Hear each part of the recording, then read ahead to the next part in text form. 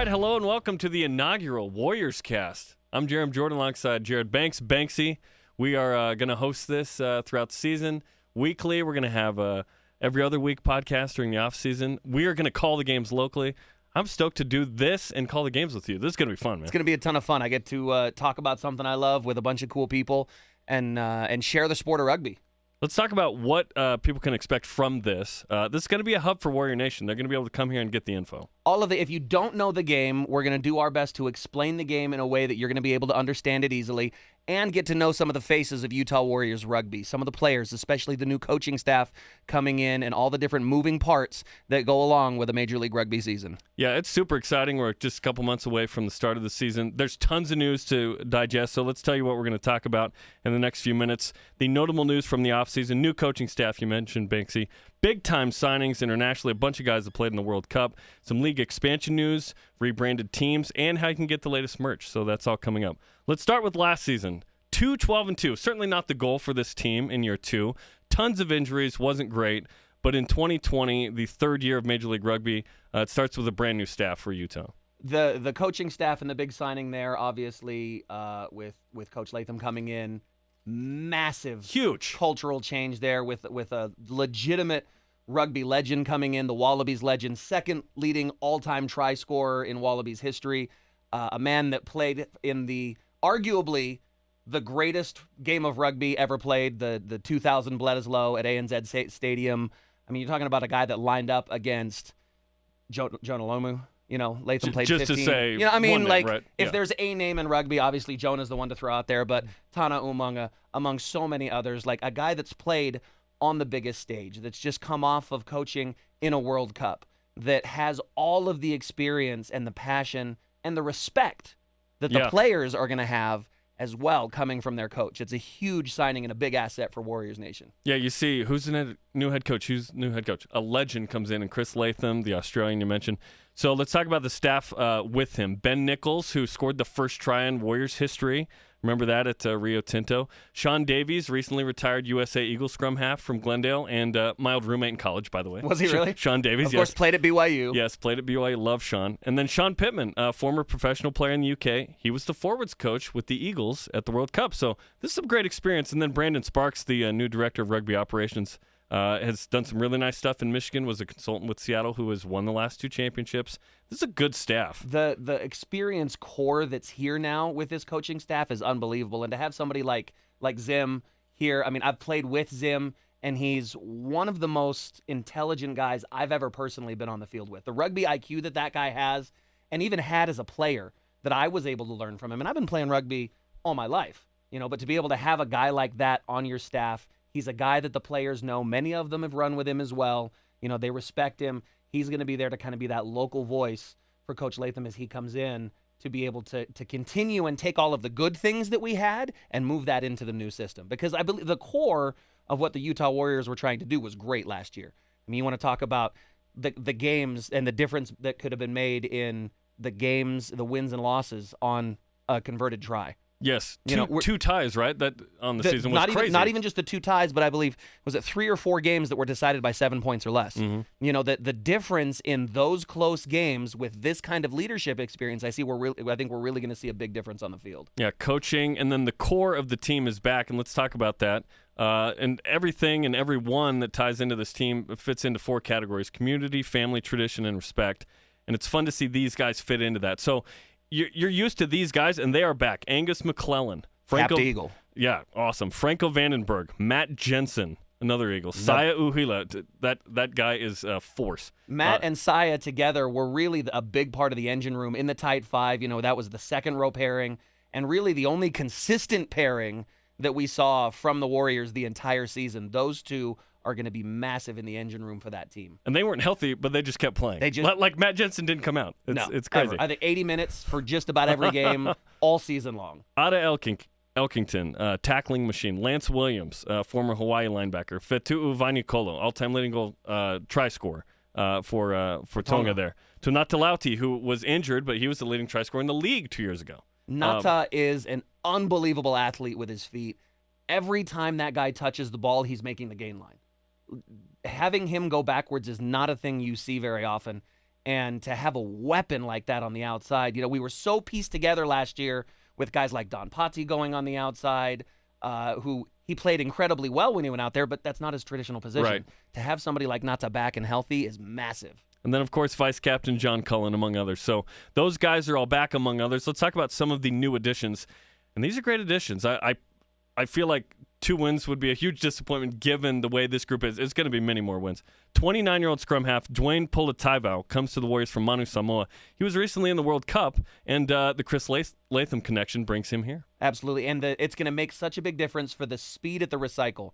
It was one of the big things that we saw on the field was the difference in the pace of play between the top 3 and 4 teams and where the Utah Warriors were, was just the speed on the ball from the tackle and breakdown at the ruck to recycle that ball and get it into the next phase. He's going to be a big part of increasing that speed of play. Pat Ravovo, the Fijian fullback who won gold with the Sevens in 2016 in Rio, is on this squad. Made his debut last year. We saw him briefly in a couple of games on the outside, and he's going to bring that Fijian flair. The flash that not only with his feet but with his hands. It's going to be awesome to see what he can do on one side and maybe what somebody like Tanata Lauti can do on the other side, and that's a weapons pairing that I don't think we've seen the quality of that in MLR on the outside quite yet. I would agree. I'm getting excited just thinking about those guys on the outside. Kalolo Tuiloma, a prop from New Zealand who's been playing Super Rugby with the Highlanders. He's a load on the front row. It was the set piece at the scrum was, as a forward, as a prop, was frustrating. When you get in there and you continually see your scrum go the wrong way, when you lose your own ball, when you're losing ball, we call it against the head. When you have your own put in, was frustrating as a prop. But the additions in the team with guys like this and the new Fijian hooker that have come in, the front row has really got a solid lineup now. Richard Stanford from Australia, who played for the Brumbies, Melbourne Rebels, Western Force at lock. Another good lock. Has he gotten a haircut? That's what I want to know. Kimball, has he gotten a haircut? Did he get a hair? Is he like, I kind of like still has the hair? I kind of like the floppy hair on him. Like he kind of had that wild man thing as a back row player. He's a big physical presence. He's a guy that you're going to know around the breakdown. And he's not one of those guys that's real quick left to right. He's not a flashy player, but you're going to feel his presence going downhill. He's going to make one move, and he's running straight. And it'll be great to have a quality sub, right, behind or with Jensen and Uhila. That'll be a loaded position. There's going to be competition for that spot, yes, 100%. Which is good. You don't want Matt Jensen to have to play every second, right? That'll be great. Hagen Schulte, fly half, recently signed out of Christchurch, New Zealand. He's been over in Scotland and Germany, can kick with both feet. Dynamic. It's something that's really missing in the American game, in the progression of the game. We even saw it in the World Cup. The other teams, the international teams' ability to control position on the field with the boot, whether it's from the right foot or the left foot. Now it doesn't matter what side of the field you're on. He can control the sideline and take so much pressure off of you with a good boot. It's going to be an asset. Those things are the kinds of things that show up on a stat sheet that you can't tell emotionally on the field the difference it makes. Absolutely. And Blake Hohaya, center, utility guy from Auckland, he could play the 10 as well. He's the type of guy that we're going to need as a general. Again, that rugby IQ and that rugby experience. With some of the big additions that have gone in around the league, that 10, 12, 13 matchup every single week is going to be brutal, and the experience of somebody like Hohaya is going to be massive. Tyler Fisher, another center, 6'4", 230. So kind of a bigger center, right? South African, plays at the Currie Cup level. We're going to need somebody like that. When you realize you're going up against the likes of, now we just saw Rennie Ranger signed with Colorado. When you see Ma'anonu signed in San Diego. When you see Martin Bastro signed in New York. Some big names going in. Not just big names, big physical centers. Guys that are 6'3", 6'4". Guys that are 250, 200, in the case of Bastro, 300 pounds. Nobody's quite sure how much he weighs at this point. But, he's built like a prop, but he runs at the center position. That's scary. Physicality in the centers is going to be crucial. And then last but not least, among some of the notable signings, Yuri Van Vuren, lock, flanker, Pro 14, Super Rugby guy. That's another South African coming in. The physicality, we saw it in the final at the World Cup. The physicality and the mental toughness that the South African players bring, and it runs through the entire country. When I played South African teams touring and as a club side in New Zealand as a teenager, it was you always knew what you were going to get with the South African side. It was going to be physical, and it was going to be hard. And from that level all the way up to obviously their international side, in 3 World Cup finals, South Africa have yet to give up a try. That's unbelievable. And it's because of that So physicality tough, yeah. and that toughness on defense. And that's the kind of mentality that we're getting with some of these players at Utah Warriors. Okay, some other local signings. Calvin Whiting, a guy that's been in the mix, South African as well, All-American, former U20 USA captain. He's gained 15 to 20 pounds. This guy's going to be in the mix this year quite a bit. This is a kid that played 10 at United with Colin and the United team here in Utah. He played with my cousin Daniel. I actually got to coach a little bit with this kid when he was playing 10 at that high school level, only for a year. I got to know him a little bit, but now as he's come up through that All-American ranks, he made the switch into center. This is a kid that is just as good with his feet as he is with his hands, and his rugby IQ is through the roof. I don't think he gets enough credit for how smart a rugby player he is, not just for the young exuberance and energy that he's got. Calvin Whiting could be a difference maker on any rugby team. Yeah, you'll know his name this year. Other local signings, Mike Payne and Ricky Tui and Caleb Meyer, and they continue to be signed, and this squad is going to be fun to watch. Let's talk about the role that depth will play with this team. So last year, injuries just wrecked the season, right? It just changed everything. The Warriors had 46 players among the 23-man rosters in 16 games in 19 weeks. Just a crazy number, and that changed the season. This season, 16 games in 17 weeks, so not as many bye weeks, if you will. 35 players are under contract, but the Warriors are going to do something called Warrior Select. 15 players will be on this squad. Think NFL practice squad. Right. And they'll be ready to come up if needed and when ready. This is part of the pathway program that the Utah Warriors have set up, and it's the key to making rugby in America work. You have to have that pipeline of club players at your local level and your professional players that they see a pathway to playing professional rugby. In New Zealand, we saw it with not only the local clubs, but then the provincial clubs and then the pro clubs. This select side is like that provincial level club that we see overseas, and it's guys that have come in that are on contract from out of town, as well as some top local players from the Utah Men's Premier League. The Men's Premier Division has some great teams, and there's some players that are under contract now that have come up through that division, and it's great to see. Yeah, and last year would have been great to have this set up, right, to bring them in a little more, and that they continue to develop. Some of those guys are Thomas Tuavau from Spartans MPD, Joe Pikula, Tua La'e from BYU, and then AJ Tuineo from Utah. So some good talent there. We've seen AJ in a Warriors jersey before. Right. I've actually been able to play with him before. He's a great physical presence. He's the kind of guy that has that local connection. He really is a hometown kid here in Utah. So to have somebody like that to be able to come up through the ranks and now play in this system that Coach Latham's going to put together, we're really going to see all of the information and the experience that Coach Latham brings now trickle down into not only just the Warriors Select side, but down through the clubs and beyond to really grow rugby all across Utah. That's the kind of pipeline that Utah needs to be really successful. And you want that for this season, but also the next couple of seasons, right? And the future. So now you're developing, now you're growing. And now it feels like, okay, if you are, Highland, United, and the other clubs around, you can play and be here and play professional in just a couple of years. So many of the top high school clubs come out of Utah, obviously with the history behind Highland and what it was, with the success that they've had at United, and now with Harriman being the absolute powerhouse, with clubs like East and West Warriors, and all of these the high school teams and the club teams, for these kids to say, you know what, I can stay home, I can stay near family, I can play the sport I love, and I can make a good living at it. It's invaluable to the culture of rugby as a whole. That's awesome. I love it. Okay, let's talk about what's happened with the league in the offseason this year. There's been a lot of news. So the league in year one was 7, expanded to 9 with Rugby United New York and Toronto. Now it's up to 12 teams. 3 new teams added: the New England Free Jacks, Old Glory DC, and Rugby ATL in Atlanta. The Glendale Raptors are now called Colorado Raptors. That's new. And Austin Elite are now the Austin Herd. But this is a 12-team league. It's starting to feel pretty big now. We've got a legitimate Eastern Conference and Western Conference going now.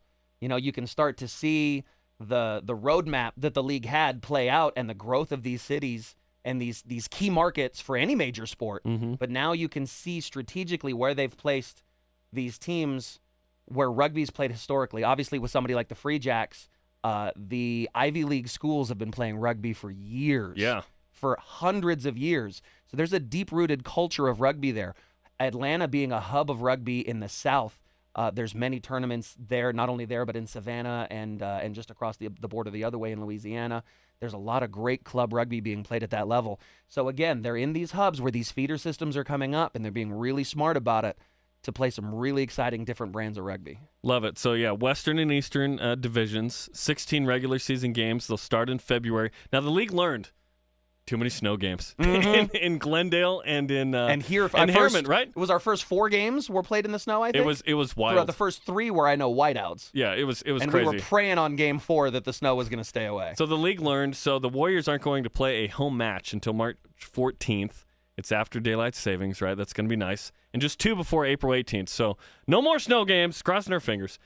Nothing's a guarantee in Utah until Right. you hit Memorial Day. Right. Okay, we know that. We've learned that. Fingers crossed, though, the daylight savings will help, and we won't have to play any more of the frozen tundra games. Yeah, those were crazy. The Seattle Seawolves, of course, have won the 2 Major League Rugby championships. They led the league in attendance. We'll see if that changes with the Utah Warriors. I think this team and this home fan base has been tremendous, being in the upper echelon in attendance. Excited to see what they do. Warrior Nation came out every single game, even in the snow so games. Good. It was by wild. The thousands, the fans came out. You know, there really is a culture that's being built here that it's an exciting brand of rugby. People are showing up for it. Yeah, it's awesome. The top 3 teams in each division out of the 6 will make the playoffs.